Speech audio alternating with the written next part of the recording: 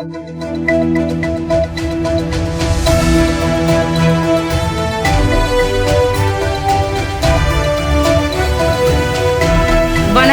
சக்தி சேனலின் புதுவையின் இன்றைய நிகழ்வுகள். புதுச்சேரியில் என்ஆர் காங்கிரஸ் பாஜக கூட்டணி ஆட்சியில் பல்வேறு மக்கள் நலத்திட்டங்கள் நிறைவேற்றப்பட்டு வருவதாக முதலமைச்சர் ரங்கசாமி தெரிவித்துள்ளார்.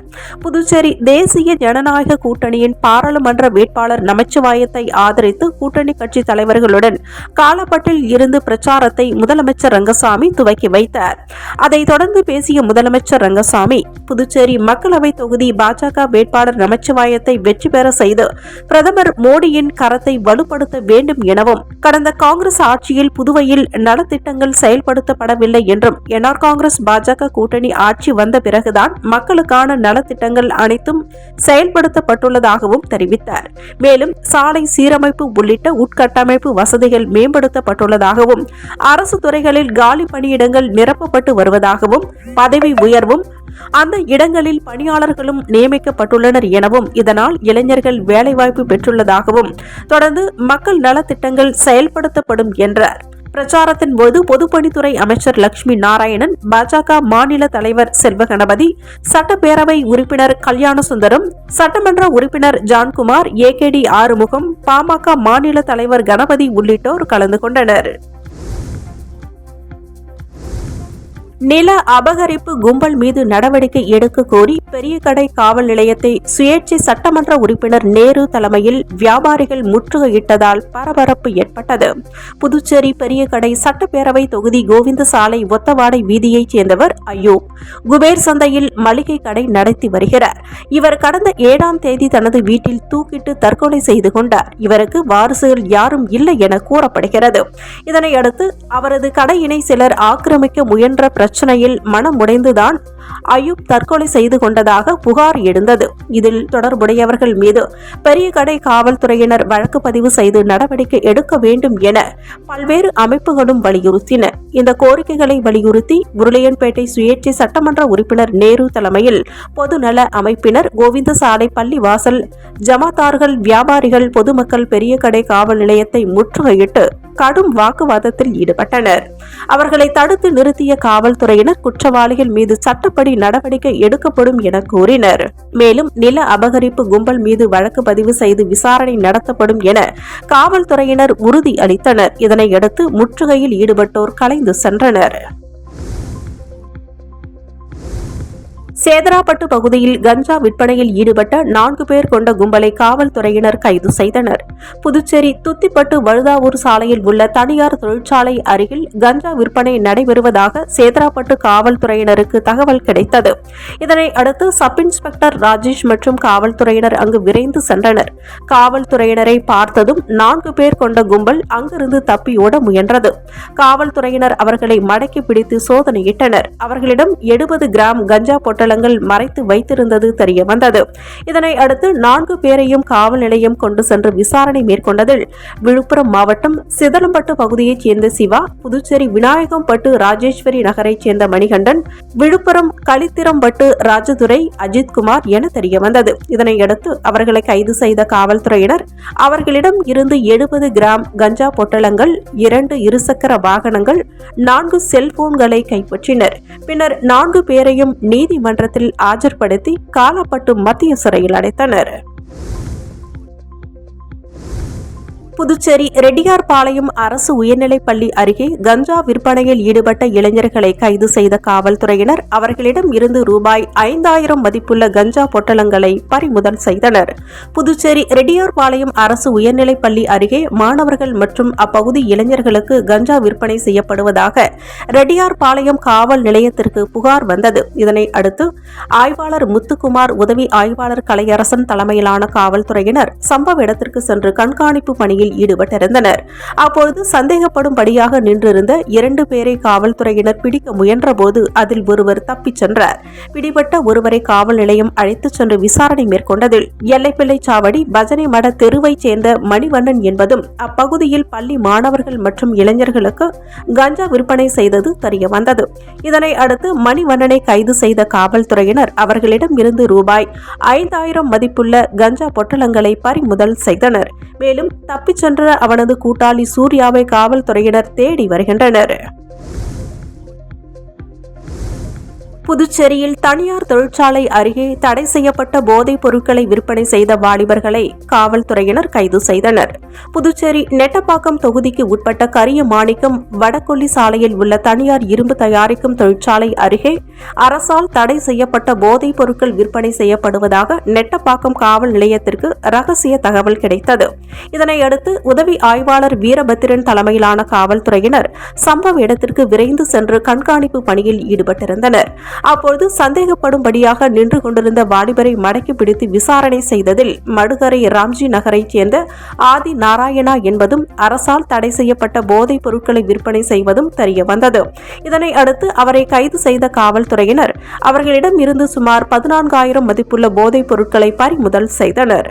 அதைத் தொடர்ந்து நீதிமன்றத்தில் ஆஜர்படுத்தி காலாப்பட்டு மத்திய சிறையில் அடைத்தனர். புதுச்சேரியில் சிறுமிக்கு பாலியல் தொல்லை அளித்த வழக்கில் இளைஞருக்கு ஓராண்டு சிறை தண்டனை விதித்து நீதிமன்றம் உத்தரவிட்டுள்ளது. புதுச்சேரி செல்லிப்பட்டு பகுதியைச் சேர்ந்தவர் தினேஷ். கார் ஓட்டுநரான இவருக்கு திருமணமாகி குழந்தை உள்ளது.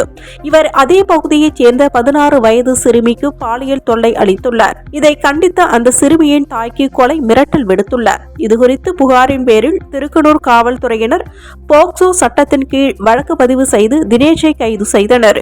புதுச்சேரி போக்சோ நீதிமன்றத்தில் நடைபெற்ற இவ்வழக்கில் தீர்ப்பளிக்கப்பட்டது. அதன்படி குற்றம் சாட்டப்பட்ட தினேஷிற்கு ஓராண்டு சிறை தண்டனை விதித்து நீதிபதி சோபனா தேவி உத்தரவிட்டார்.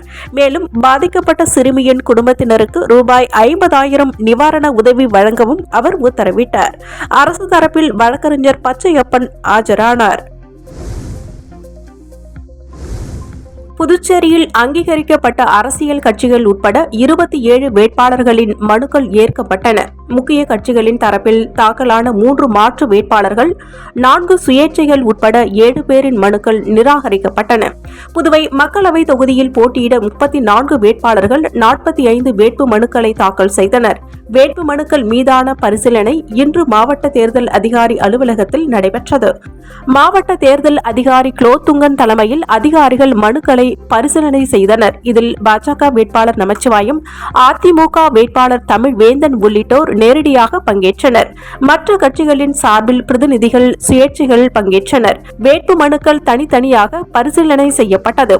இதில் அரசியல் கட்சிகளின் வேட்பாளர்கள் மனுக்கள் ஏற்கப்பட்டுள்ளது. மாவட்ட தேர்தல் அதிகாரி குலோத்துங்கன் கூறுகையில், புதுச்சேரி மக்களவை தேர்தலில் அங்கீகரிக்கப்பட்ட அரசியல் கட்சிகள், பதிவு செய்யப்பட்ட கட்சிகள், சுயேட்சைகள் உட்பட 34 வேட்பாளர்கள் 45 மனுக்களை தாக்கல் செய்தனர்.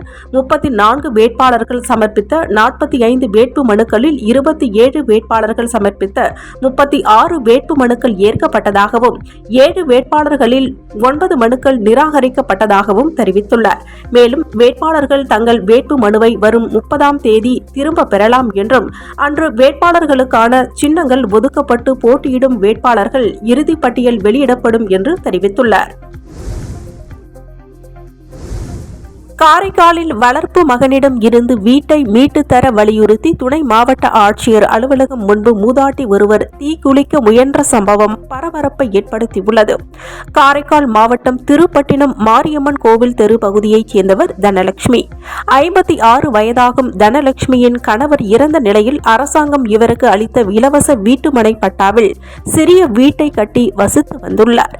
குழந்தை இல்லாத காரணத்தினால் தனது அண்ணன் மகன் வேல் முருகனை தத்தெடுத்து வளர்த்து வந்துள்ளார். இந்நிலையில் தனது வளர்ப்பு மகன் வேல் முருகனுக்கு திருமணம் செய்து வைத்து தனது வீட்டில் அவர்களும் வசித்து வந்த நிலையில் தனலட்சுமி வேல் முருகனுக்கும் இடையே ஏற்பட்ட தகராறில் வீட்டை வேல் முருகன் அபகரித்துக் கொண்டு தனலட்சுமியை வீட்டை விட்டு விரட்டியுள்ளார்.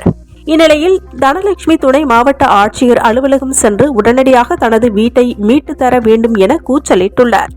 அங்குள்ள ஊழியர்கள் அவரை சமாதானம் செய்ய முயன்று பலன் அளிக்காத நிலையில் தனலட்சுமி தனது கையில் கொண்டு சென்ற பாட்டிலில் இருந்த பெட்ரோலை தன் மீது ஊற்றிக்கொண்டு தீக்குளிக்க போவதாகவும் வருவாய்த்துறை அதிகாரிகளுக்கு மிரட்டல் விடுத்துள்ளார். இதனைத் தொடர்ந்து துணை மாவட்ட ஆட்சியர் அலுவலக ஊழியர்கள் காவல்துறைக்கு தகவல் அளித்தனர்.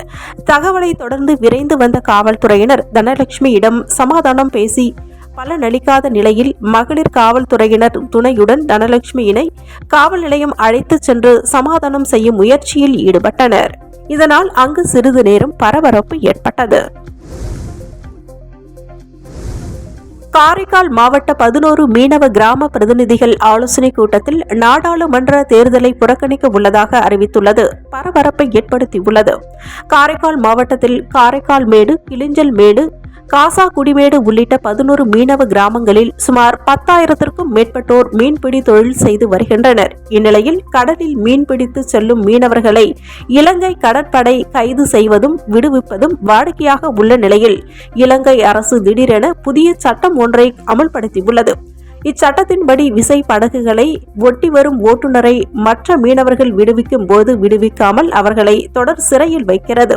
இதனை கண்டித்து காரைக்கால் மாவட்ட மீனவர்கள் தொடர்ந்து பல முறை மத்திய மாநில அரசுகளுக்கு பல்வேறு கோணங்களில் கோரிக்கைகளை வைத்தும் இதுவரை எந்த நடவடிக்கையும் எடுக்கப்படாததால் காரைக்கால் மாவட்டத்தில் உள்ள 11 மீனவ கிராமங்களைச் சேர்ந்த மீனவ பிரதிநிதிகள் நாடாளுமன்ற தேர்தலை புறக்கணிக்க உள்ளதாக அறிவித்துள்ளனர். கடந்த 2 மாதத்தில் பிடிபட்ட 2 விசை படகு ஓட்டுநர்களை விடுவிக்க மத்திய மாநில அரசுகளுக்கு காரைக்கால் மாவட்ட மீனவ பிரதிநிதிகள் கோரிக்கை விடுத்துள்ளனர். வரும் 4ஆம் தேதி முதல் தொடர் வேலை நிறுத்த போராட்டத்தில் ஈடுபட உள்ளதாகவும் காரைக்கால் மாவட்ட மீனவ பிரதிநிதிகள் தெரிவித்துள்ளனர். காரைக்கால் மாவட்டத்தில் உள்ள 11 மீனவ கிராமங்களிலும் சுமார் 15,000க்கும் மேற்பட்ட வாக்காளர்கள் உள்ளனர் என்பது குறிப்பிடத்தக்கது.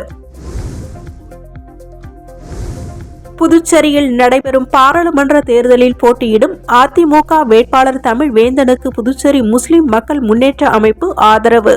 இளைஞர்களுக்கு முன்னுரிமை அளிப்பார் என்றும் அடித்தட்டில் இருந்து வந்துள்ளதால் தங்களது வேதனை புரியும் என்பதால் அவருக்கு ஆதரவு அளிப்பதாக தெரிவித்துள்ளனர். புதுச்சேரி முஸ்லிம் மக்கள் முன்னேற்ற அமைப்பின் பாராளுமன்ற தேர்தல் தொடர்பான ஆலோசனைக் கூட்டம் சுல்தான்பேட்டையில் உள்ள தலைமை அலுவலகத்தில் நடைபெற்றது.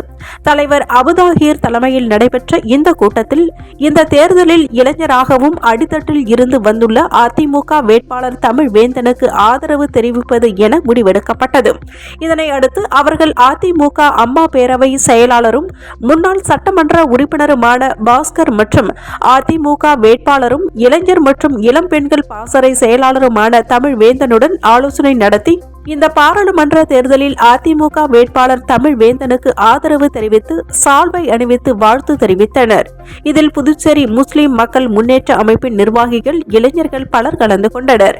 பின்னர் செய்தியாளர்களிடம் பேசிய புதுச்சேரி முஸ்லிம் மக்கள் முன்னேற்ற அமைப்பு தலைவர் அபுதாஹிர், வருகின்ற நாடாளுமன்ற தேர்தலுக்கு முழு ஆதரவு மற்றும் ஒத்துழைப்பை அதிமுக சார்பில் போட்டியிடும் வேட்பாளர் தமிழ்வேந்தனுக்கு அளிப்போம் என முடிவெடுத்துள்ளதாகவும், மேலும் இந்த முறை ஒரு இளைஞருக்கு வாய்ப்பு வழங்கி உள்ளதால் அவர் பாராளுமன்றத்திற்கு செல்லும் போது தங்களை போன்ற இளைஞர்களுக்கு முன்னுரிமை கொடுப்பார் என்றும், வேட்பாளர் தமிழ்வேந்தன் வெற்றி பெற நாங்கள் முழு உழைப்பையும் கொடுப்போம் எனவும், இதேபோல் வக்பு வாரியம் அமைக்க தொடர்ந்து போராடும் கட்சி அதிமுக என்பதால் அவர்களுக்கு எங்களது ஆதரவை தெரிவிப்பதாக கூறியுள்ளார்.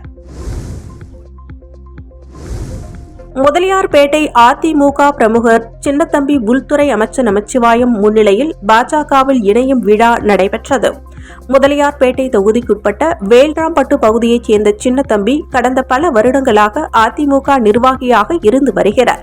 இந்நிலையில் நேற்று பாஜக பாராளுமன்ற வேட்பாளர் நமச்சிவாயம் முன்னிலையில் தனது ஆதரவாளர்களுடன் பாஜகவில் தன்னை இணைத்துக் கொண்டார். பாஜகவில் இணைந்த சின்னத்தம்பி அவர்களுக்கு நமச்சிவாயம் சால்வை அணிவித்து வாழ்த்து தெரிவித்தார். இதைத் தொடர்ந்து பாஜக சட்டமன்ற உறுப்பினர் அசோக் பாபு மற்றும் விசிசி நாகராஜன், பாஜக மாநில செயலாளர் சாம்ராஜ் அவர்களும் சின்னத்தம்பிக்கு சால்வை அணிவித்து தங்களது வாழ்த்துக்களை தெரிவித்தனர். இந்நிகழ்ச்சியில் முதலியார்பேட்டை பாஜக நிர்வாகிகள் வெற்றி செல்வம், செல்வ கணபதி, சத்யராஜ் மற்றும் தொகுதி பாஜக பிரமுகர்கள், சின்னத்தம்பி ஆதரவாளர்கள் திரளாக கலந்து கொண்டனர். புதுச்சேரி அடுத்த அனுமந்தை பகுதியில் அமைந்துள்ள அங்காள பரமேஸ்வரி அம்மன் கோவிலில் நடைபெற்ற திருத்தேர் விழாவில் ஆயிரக்கணக்கான பொதுமக்கள் கலந்து கொண்டு தேரை வடம் பிடித்து இழுத்து சுவாமி தரிசனம் செய்தனர். புதுச்சேரி அடுத்த அனுமந்தை கிராமத்தில் அமைந்துள்ளது பிரசித்தி பெற்ற அங்காள பரமேஸ்வரி அம்மன் திருக்கோவில். இக்கோவில் திருவிழா கடந்த 18ஆம் தேதி கொடியேற்றத்துடன் தொடங்கியது. அன்று முதல் அம்மனுக்கு பல்வேறு சிறப்பு அபிஷேகங்கள், ஆராதனைகள் மற்றும் சர்வ அலங்காரத்துடன் அம்மன் வீதி உலா நிகழ்ச்சிகள் போன்றவை நடைபெற்றது. இதைத் தொடர்ந்து இரவு காளியம்மன் முறம் ஏந்தி வீதி உலா வரும் நிகழ்ச்சி சிறப்பாக நடைபெற்றது. இதன் முக்கிய நிகழ்ச்சியாக அம்மன் திருத்தேர் வீதி உலா நிகழ்ச்சியினையொட்டி அம்மன் திருத்தேர் இப்பகுதியில் உள்ள முக்கிய வீதிகளின் வழியாக மயானத்திற்கு சென்றது. அங்கு பாவாடை ராயன் மற்றும் பூஞ்சோலை வல்லாள ராயன் கோட்டையினை அழிக்கும் நிகழ்ச்சிகள் நடைபெற்றது. இதில் ஆயிரக்கணக்கான பொதுமக்கள் கலந்து கொண்டு மா பலா நவதானியங்கள் போன்றவைகளை திருத்தேர் முன் வாரி கொள்ளைவிட்டு தங்களது நேர்த்தி கடன்களை செலுத்தினர். இவ்விழாவிற்கான அனைத்து ஏற்பாடுகளையும் கோவில் நிர்வாகத்தினர் மற்றும் விழா குழுவினர்கள் ஊர் பொதுமக்கள் செய்திருந்தனர். உருவையாறு ஸ்ரீ திரௌபதி அம்மன் திருக்கோவிலில் நடைபெற்ற தெப்ப உற்சவ விழாவில் திரளான பக்தர்கள் பங்கேற்று சுவாமி தரிசனம் செய்தனர். புதுச்சேரி மாநிலம் வில்லியனூர் அடுத்த உருவையாறு கிராமத்தில் அருள்மிகு பாப்பாத்தி அம்மாள் என்கின்ற ஸ்ரீ திரௌபதி அம்மன் திருக்கோவிலில் கடந்த 10 நாட்களாக திருவிழா வெகு விமர்சையாக நடைபெற்று வருகிறது. இதில் முக்கிய நிகழ்வாக கடந்த ஞாயிறு அன்று திருக்கல்யாண உற்சவமும் அதைத் தொடர்ந்து தீமிதி திருவிழா வெகு விமர்சையாக நடைபெற்றது. தொடர்ந்து விழாவின் முக்கிய நிகழ்ச்சியாக ஸ்ரீ கிருஷ்ணர், ஸ்ரீ அர்ஜுனன், ஸ்ரீ திரௌபதி அம்மன் குளக்கரை புறப்பாடு நிகழ்ச்சி நடைபெற்று தெப்ப உற்சவம் வெகு சிறப்பாக நடைபெற்றது. இதைத் தொடர்ந்து பிரம்மாண்ட வான வேடிக்கைகளுடன் இரவு சுவாமி வீதி உலா மின் அலங்காரத்துடன் வெகு சிறப்பாக நடைபெற்றது. மேலும் விழாவில் கலந்து கொண்ட பக்தர்கள் அனைவருக்கும் இரவு அன்னதானம் வழங்கப்பட்டது. விழாவிற்கான ஏற்பாடுகளை கோவில் நிர்வாகிகள், ஊர் பொதுமக்கள் சிறப்பாக செய்திருந்தனர். கணுவாப்பேட்டையில் எழுந்தருளி இருக்கும் அருள்மிகு ஸ்ரீ திரௌபதி அம்மன் ஆலயத்தில் பாஞ்சாலி திருக்கல்யாண நிகழ்ச்சி நடைபெற்றது. வில்லியனூர் கொம்யூன் கணுவாப்பேட்டையில் எழுந்தருளி இருக்கும் அருள்மிகு ஸ்ரீ திரௌபதி அம்மன் ஆலய தீமிதி திருவிழாவினை முன்னிட்டு கடந்த 21ஆம் தேதி கொடியேற்றம் நிகழ்ச்சி நடைபெற்றது. 10 நாட்கள் நடைபெறுகின்ற திருவிழாவின் முக்கிய நிகழ்ச்சியாக நேற்று 27ஆம் தேதி பாஞ்சாலி திருக்கல்யாண உற்சவம் வெகு சிறப்பாக நடைபெற்றது. இதில் திரளான பக்தர்கள் கலந்து கொண்டு திருக்கல்யாண உற்சவத்தினை கண்டு களித்தனர். தொடர்ந்து விழாவில் கலந்து கொண்ட பக்தர்கள் அனைவருக்கும் திருமாங்கல்யம் பிரசாதமாக வழங்கப்பட்டது. தொடர்ந்து பக்தர்கள் அனைவருக்கும் அன்னதானமும் வழங்கப்பட்டது. சென்னை பெருநகர் வளர்ச்சி குழுமத்தின் சார்பில் ரூபாய் 150 கோடி மதிப்பிலான திட்ட பணிகளுக்கு தமிழ்நாடு முதலமைச்சர் மு.க. ஸ்டாலின் அடிக்கல் நாட்டினார். இதில் செங்கல்பட்டில் கட்டப்படும் புதிய பேருந்து நிலையத்திற்கும் அடிக்கல் நாட்டப்பட்ட நிலையில் அதற்கான கட்டுமானம் வேகமாக நடைபெற்று வருகிறது. பேருந்து நிலையத்தின் அடித்தளம் போடும் பணிகள் முடிவுற்றுள்ளன.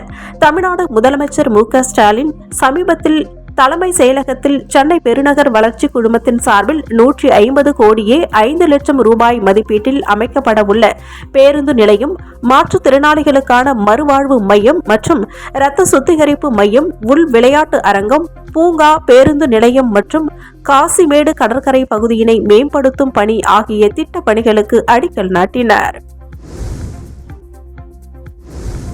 மோசமான நிதி நெருக்கடியில் சிக்கியுள்ள இலங்கைக்கு உதவ சீனா முன்வந்துள்ளது. இதன் மூலம் கொழும்பு விமான நிலையம் மற்றும் ஹம்பான் தோட்டை துறைமுகத்தையும் சீனா மேம்படுத்த நிதி வழங்கும். கடந்த ஆண்டு இலங்கை எதிர்கொண்ட பொருளாதார நெருக்கடி ஒட்டுமொத்த ஆசிய நாடுகளுக்கும் ஒருவித அச்சத்தை ஏற்படுத்தி இருந்தது. தொடர் போராட்டங்கள், எரிபொருள், உணவு, பால் உள்ளிட்ட அத்தியாவசிய பொருட்களுக்காக தட்டுப்பாடு, கடுமையான விலைவாசி ஆகியவை இலங்கையை புரட்டி போட்டு இருந்தது. தற்போது இலங்கை தனது நிலையில் இருந்து மெல்ல மீள தொடங்கியுள்ளது. புதிய வீரர்களிடம் அவ்வளவு கண்டிப்புடன் இருக்க மாட்டேன் என்றும் என்னை போல்தான் ருதுராஜும் என்று சிஎஸ்கே அணியின் முன்னாள் கேப்டன் தோனி தெரிவித்துள்ளார். ஆர்சிபி மற்றும் குஜராத் அணிகளுக்கு எதிரான போட்டிகளில் வெற்றி பெற்று சிஎஸ்கே அணி 4 புள்ளிகளுடன் புள்ளி பட்டியலில் முதல் இடத்தில் உள்ளது. அது மட்டுமல்லாமல் ஐபிஎல் தொடருக்கு ஒரு நாளுக்கு முன்பு நிகழ்ந்த கேப்டன்சி மாற்றத்தையும் சிஎஸ்கே அணி ரசிகர்கள் பாசிட்டிவாக எடுத்துக் கொண்டதோடு ருத்ராஜ் கெய்க்வாட்ஸ் செயல்பாடுகளுக்கு அத்தனை ஆதரவையும் அளித்து வருகிறார்கள். அவரும் சொந்த மண்ணில் விளையாடிய 2 போட்டிகளில் சிறப்பாக சிஎஸ்கே அணியினை வழிநடத்தி அனைவரின் நம்பிக்கையினையும் காப்பாற்றியுள்ளார். இத்துடன் சக்தி சேனலின் புதுவையின் இன்றைய நிகழ்வுகள் முடிவடைகின்றன. வணக்கம். உங்கள் சக்தி சேனலின் புதுவையின் அன்றாட நிகழ்வுகளை உடனுக்குடன் தெரிந்து கொள்ள சக்தி சேனல் புதுச்சேரி யூடியூப் சேனலை சப்ஸ்கிரைப் செய்து கொள்ளுங்கள். மறக்காமல் பெல் பட்டனையும் கிளிக் பண்ணுங்க, ஷேர் பண்ணுங்க, லைக் பண்ணுங்க. உங்கள் சக்தி சேனல்.